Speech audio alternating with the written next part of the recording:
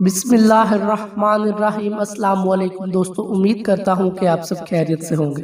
کرولوش عثمان season 4 قسط number 117 اور 118 یقیناً آپ سبھی نے دیکھ ہی لی ہوگی کہ کس طرح ایک کے بعد ایک تابڑ توڑ حملے اور مداحوں کے لیے ایک نیا سرپرائز۔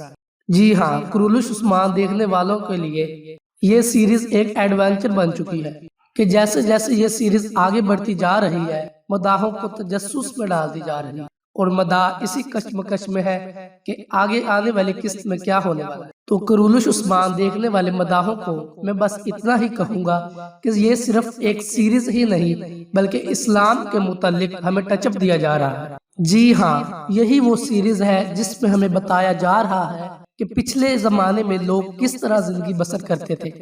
اگر ان کو کوئی مشکل آن پہنچتی تھی تو اللہ سے کیسے مدد مانگتے تھے، کس طرح ہر حال میں صبر و تحمل سے کام لیتے تھے، وہ کس طرح آپس میں متحد ہو کر رہتے تھے، آپس میں محبت، اتفاق، بھائی چارہ، اور جب جنگ ہوتی تو ایک دم سب یکجا ہو جاتے۔ تو اسی پر ایک دانشور نے کیا ایک خوبصورت بات لکھی ہے کہ اگر تم اکیلے چلو گے تو دشمن تمہیں مار ڈالے گا، اور اگر تم جھنڈ بنا کر چلو گے تو دشمن کی آنکھ بھی تمہیں نہیں دیکھ پائے گی۔ کرولوش عثمان سیریز دیکھنے کے بعد ہی پتہ چلتا ہے کہ وہ ہر حال میں اللہ کو یاد کرتے، ہر حال میں مدد صرف اللہ پاک سے مانگتے ہیں۔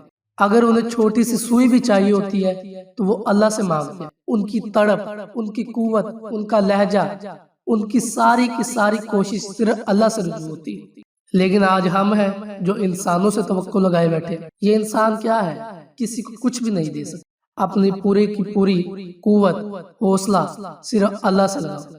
اگر ہمارا کامل ایمان ہو گیا کہ ہر چیز اللہ دینے والا ہے تو دنیا بھی بن جائے گی اور آخرت بھی بن جائے گی۔ اور اگر دوسری جانب پاکستانی ڈراموں کی بات کریں تو اس میڈیا نے تو اتنا ہی ینگ جنریشن کا دماغ خراب کر رکھا ہے کہ جو بندہ بھی سکرین دیکھ رہا ہے وہ اس کو اپنے اوپر اڈاپٹ کر رہا ہے۔ آج کل یہ پاکستانی ڈراموں میں کیا دکھایا جا رہا ہے؟ کیا ہماری ینگ یوتھ صرف یہی دیکھ کر اسامہ بن لادن بنے گی؟ آج کل صرف پاکستانی ڈراموں میں یہی دکھایا جا رہا ہے کہ جو سسر ہے وہ اپنی بہو پہ فدا ہے، یعنی اپنی بہو پہ گندی نظر رکھتا ہے، اور جو دیور ہے اس کو اپنی بھابھی پہ گندی نظر رکھتے ہوئے دکھایا گیا ہے۔ یہ کیا ہو رہا ہے؟ مثال کے طور پر اگر کوئی ساس یا بہو یہ ڈرامہ دیکھیں بیٹھ کر تو کیا امپریشن جائے گا؟ میری تو سمجھ سے ہی باہر ہے۔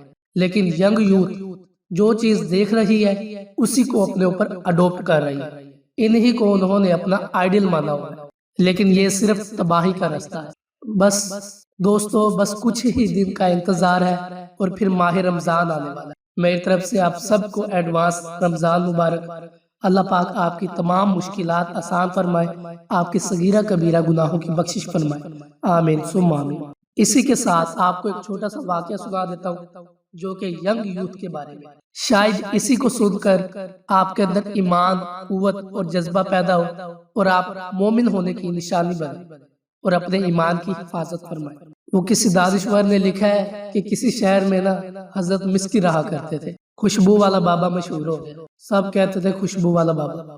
لوگوں نے بہت اصرار کیا کہ بتاؤ اس کی کیا وجہ ہے آخر، تو انہوں نے کہا چھوڑو، لیکن زیادہ جب اصرار کیا گیا تو انہوں نے کہا کہ میری جوانی کا واقعہ ہے۔ میں سونا بڑا تھا، جوانی تھی، حسن تھا کہ میں کپڑے کی دکان پہ کام کرتا تھا۔ ایک عورت آئی اور اس کا دل مجھ پہ خراب ہو گیا، پھر کسی نہ کسی طرح امیر خاتون تھی، مجھے اپنے گھر بلا لیا۔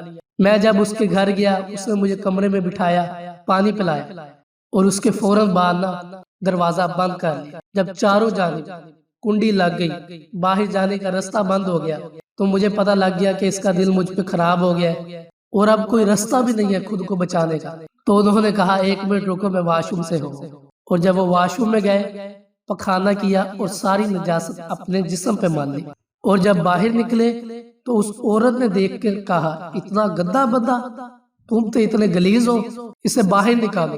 وہی عورت جو دل ہار بیٹھی تھی، اپنا منہ کالا کرنا چاہتی تھی، اس کو اپنے گھر بلایا اور جب اس حالت میں دیکھا اور اپنے نوکروں سے کہہ کر اسے باہر نکلوا دیا، تو آپ فرماتے ہیں کہ میں وہ گندا بندہ، گلیز بندہ بن کر، نجاست اپنے جسم پر مل کر، اپنے ایمان کو بچا کر گھر آ پہنچا۔ جب گھر آیا تو اچھی طرح غسل کیا، کپڑے تبدیل کیے اور رات کو جیسے ہی سویا ہوں تو حضرت یوسف علیہ السلام میرے خواب میں آئے. سبحان اللہ، کیا ہی بات.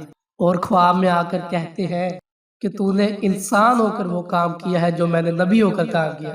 سبحان اللہ. اور فرماتے کہ مجھے سینے سے لگایا اور میرے جسم پر ہاتھ پھیرا.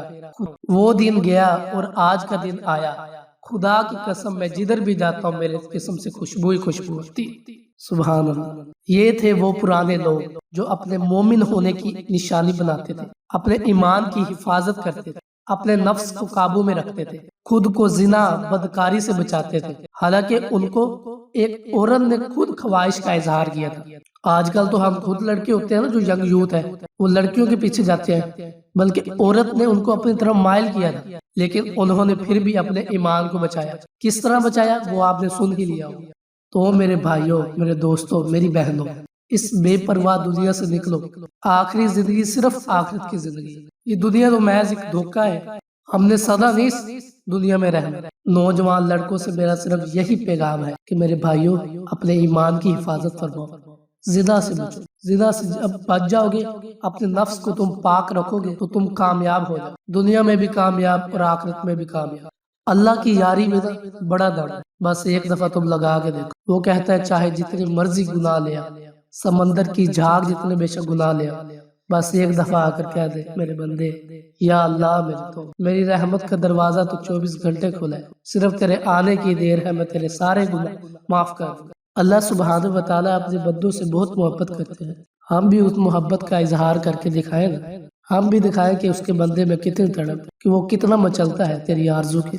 انشاءاللہ سب بھائی کوشش کریں گے نا انشاءاللہ. تو دوستو، اگر آپ کو ہماری آج کی ویڈیو پسند آئی ہو تو زیادہ سے زیادہ شیئر کریں اور کمنٹ سیکشن میں اپنی رائے کا اظہار ضرور دیجیے. اسی کے ساتھ ملتے ہیں جلد ہی اگلی ویڈیو میں. تب تک کے لیے شکریہ. اللہ حافظ.